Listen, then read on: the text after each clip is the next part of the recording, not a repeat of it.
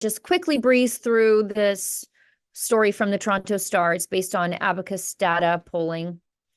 And it says that Justin Trudeau and his Liberals hit new lows in support. If we breeze through it, we can see that in December, Conservative support plummeted 5%, but not below the Liberals. They're already out in front of the Liberals about, it depends on where you would look, like 8 to 13%.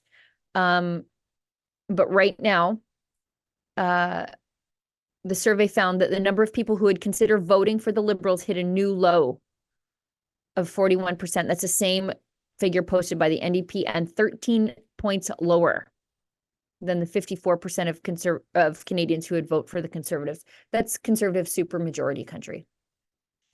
And the poll was conducted between January 4th and January 9th. Perceptions of Trudeau himself also suffered over the holiday season, with 59% of those surveyed, another all-time low, having a negative view of the Prime Minister. Only 24% of Canadians, Toronto, come to your senses. Only 24% of Canadians would vote for the Liberals if a federal election were held now, compared to 41% for the Conservatives and 18% for the New Democrats. So what does this mean? What are my predictions here? The Liberals are going to hang on as long as they possibly can, because above all else, their ideology is power. They believe themselves to be the natural governing party of Canadians. And if that means giving the radical NDP literally everything they want, then they're going to do it.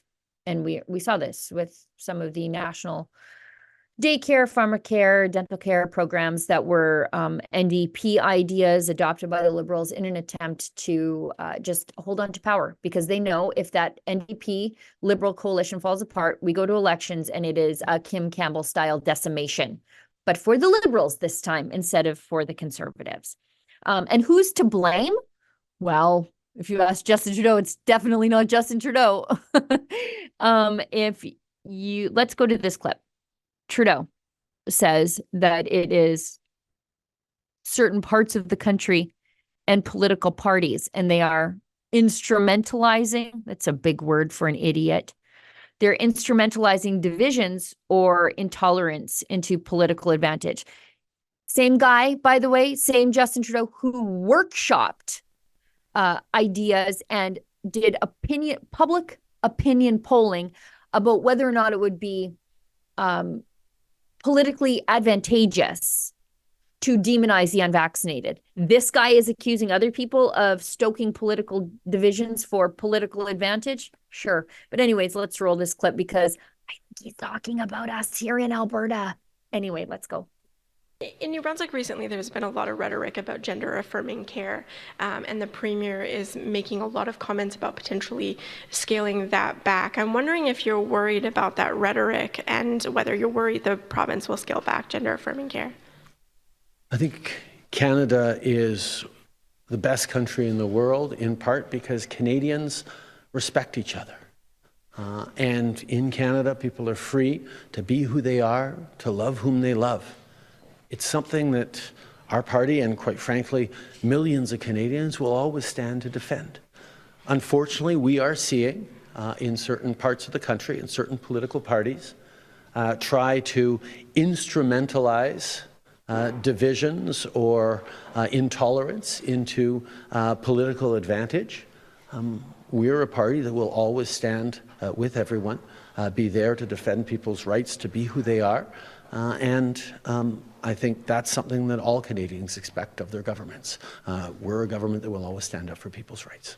Well, given the challenges that healthcare is facing across the country and no surprise in New Brunswick, would you then? Yeah. So Justin Trudeau, immensely unpopular. He's unpopular with parents of all socioeconomic backgrounds. He is now losing support with suburban women, which were responsible, I think, in no small part with his election the last couple of times. Apparently, middle-aged women like myself in other parts of the country don't vote for the jobs of their husbands or sons. However, they vote for hair and socks. And I don't know. His hair's not all that great. It's just average hair.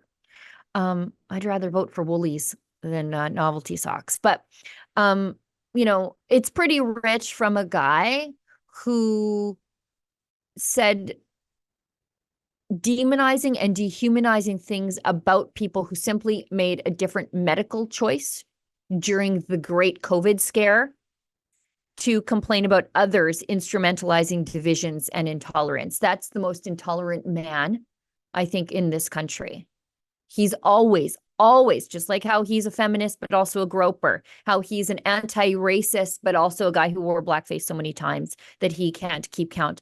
He is that which he accuses others of. It's called projection. And I think finally, some of womankind, peoplekind, what even is a woman, they're starting to see through it in some of the more traditional liberal voting parts of the country. So that's a bit of a relief.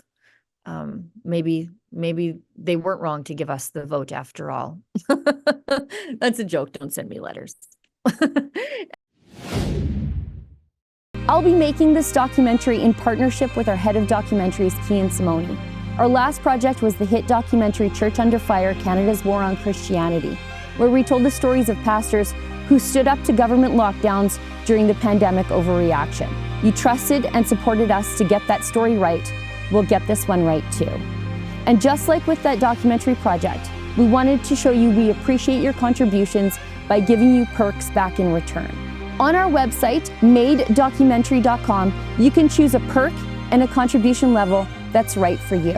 Canada's future should be shaped by informed, compassionate, and ethical choices, where disabilities and depression are not death sentences. By embarking on this war on the vulnerable, Canada is on a collision course with the rock bottom of a very slippery slope, one progressives told us didn't exist.